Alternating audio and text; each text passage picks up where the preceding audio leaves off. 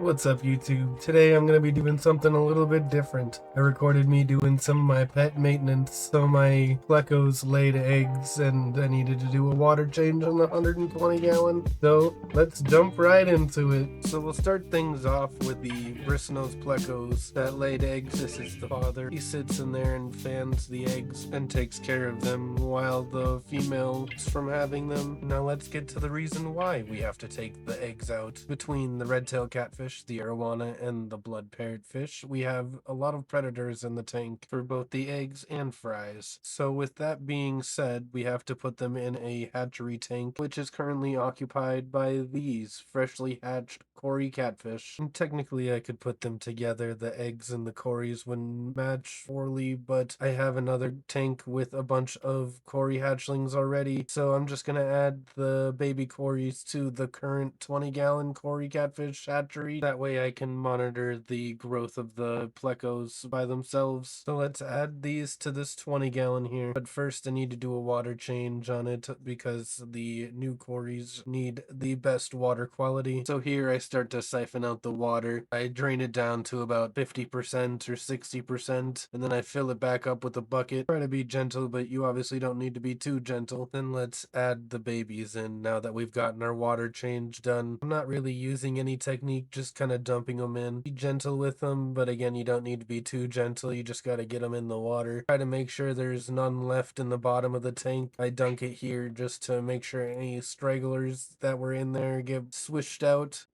And I dunk it one more time for good measure after checking it. When I checked it, I didn't see any left in there, but I wanted to make sure, so I dunk it back in there and swish around. I know there's those snails in that corner there, but they're gonna stay in the tank. They're there to keep the eggs clean when I put the Pleco eggs in there, or any other Cory eggs that might come about. And this now is a tank of 4 generations of Corys. I just put in the 4th with you guys here. This is what it looks like after I've dumped in the new residents and let the tank settle down for a little bit. Lots of Corys, lots of food. Just ignore the amount of snails that are on the bottom of the tank. I use those as food for other fish. Very happy Corys swimming around, enjoying the freedom of the tank. If anybody wants some baby Cory catfish, I'm selling them for $1 a catfish. And I'll be selling the Plecos for $2 once they're fully grown. But let's go ahead and move on here. We're going to take the empty 2-gallon tank that I just acquired, and we're going to move on to the baby Plecos that we have brewing in this here ancient statue. Now, I don't know what their obsession is with this ancient statue, but when I tell you they do not leave it very often, they don't. I got these Plecos in a 30-gallon tank, and this decor was in there with them, and the two of the pair just love it. It is their home, their protection, and so it has traveled with them into the 90-gallon. Here I am just sorting things out, getting the Pleco up into the net. I ideally wanted to take the Pleco out of the enclosure with them, but he would not leave. So here are the eggs in there with the father Pleco, and we will move them with the father Pleco into the 2.5 gallon. Now, nobody gets harmed in the making of this video. The father just does not want to leave. So I end up lifting him up with my fingers and using a piece of air tube for your air bubblers and filters to just gently push the eggs around and get them unstuck from the inside of that ancient statue there, because as you can see, they're pretty stuck in there.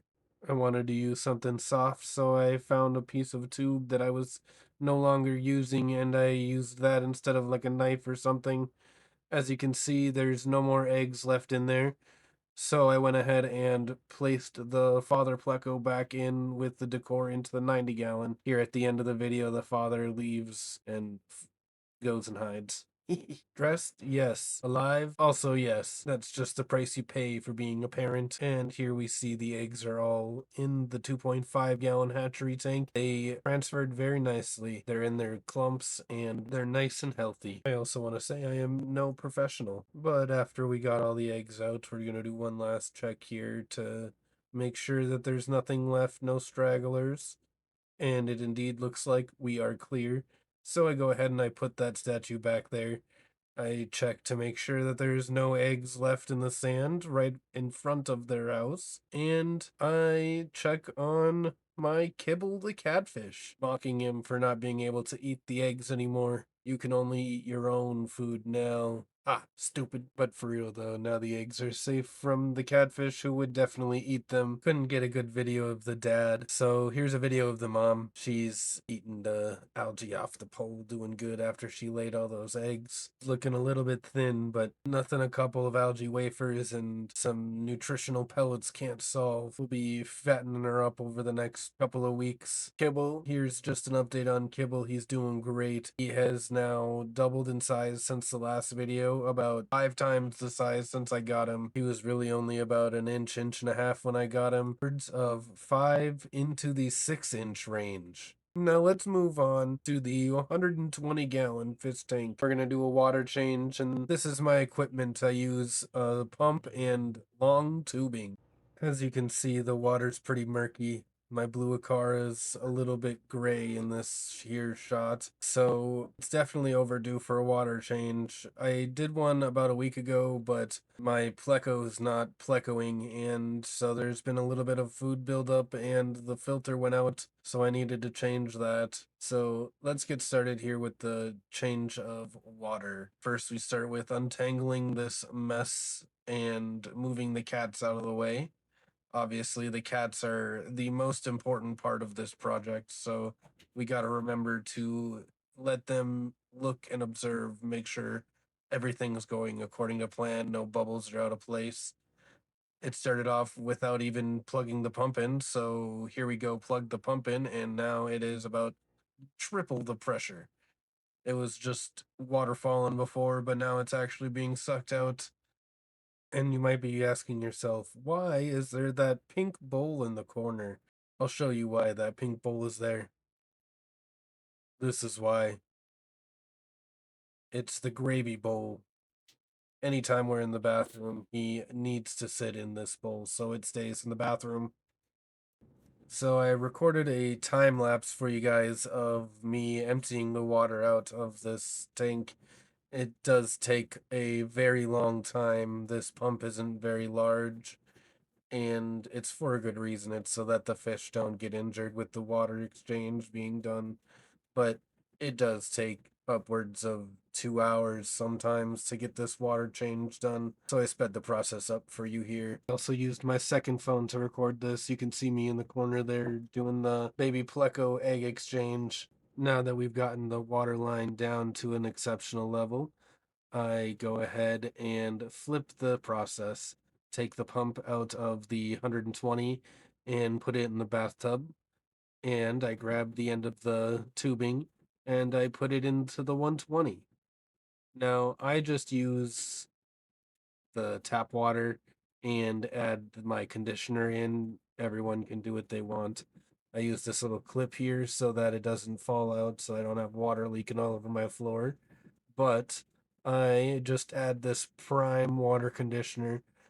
With the amount of water that I take out, I have to put like a cap in. So I take the temperature and prep the cap. I go back over and I get the exact temperature on the tap water from the bathtub, and I have the bucket there, start the pump, and I get yelled at by my manager to hurry up. They need more bubbles and they need the water done faster so they can get fed. My manager being Gravy. If your boss isn't a cat, I don't even want to work for your job. I got my dog boss too, Ozzy over here. He's got FOMO, so you know he's a part of the project. Here we add my dash of prime. Again, to each their own. I feel like this is just what works for me, so I just dash it in where the water enters into the tank. Don't mind the automated light cycle, it's gonna turn off. I didn't forget to shut that off or anything before I started recording the video. 9 p.m. just happens to be the time that that light goes off for them. It's their bedtime. So I overrid it so that I could take this video. You can see here my flower horn getting bullied by my blue Acara and Jack Dempsey. My giant Pleco coming out, taking a snack off that log. I don't really get to see my shovel head much, so I add a picture of him in between the next few scenes, but you get to see everybody else swimming around and enjoying the fresh water. Again, the water's still pretty murky. I'm dealing with an algae bloom at the moment, so it doesn't really get too clear. I'm going to be changing them over into the 165-gallon pond that I have set up, and then I'm going to be switching them over into a 750-gallon pool that I will be setting up shortly. But I'm letting these guys grow out. Like this shovel-nosed catfish is about 20 inches now. He's going to be outgrowing this 120-gallon pretty soon. The flower horn and the blue Acara and the Jack Dempsey, they need a little bit of time to grow and or are not going to be growing anymore, so they get to stay in the smaller tanks. But let's go ahead and give these guys a snack since that was some stressful water changes. They always get a little bit of a snack after I do a water change. It's like going to Dairy Queen after your doctor's appointment, you know? The blue Acara is always the first one to come up and snack. The others don't like to be seen when they're eating. So I go ahead and I drop the shovelhead snack in there and I let them be. This is a video I took a little bit later on of my Pleco and my shovelhead chilling in the back corner of my tank. My Pleco is also about 20 to 22 inches now, so he will also be needing a bigger tank soon. And I have a smaller Pleco that will be taking his place in the 120-gallon. I just need something a little bit bigger to house these long boys. And with all that being said, if you've made it to this point in the video, I sincerely thank you for watching. This took a little bit of work to set up, and I've never made a pet video before, so not quite sure what I wanted to do for the edits. If you enjoyed, let me know down in the comments what you thought. And Gravy says that you need to subscribe, so Gravy's right. He is my manager after all.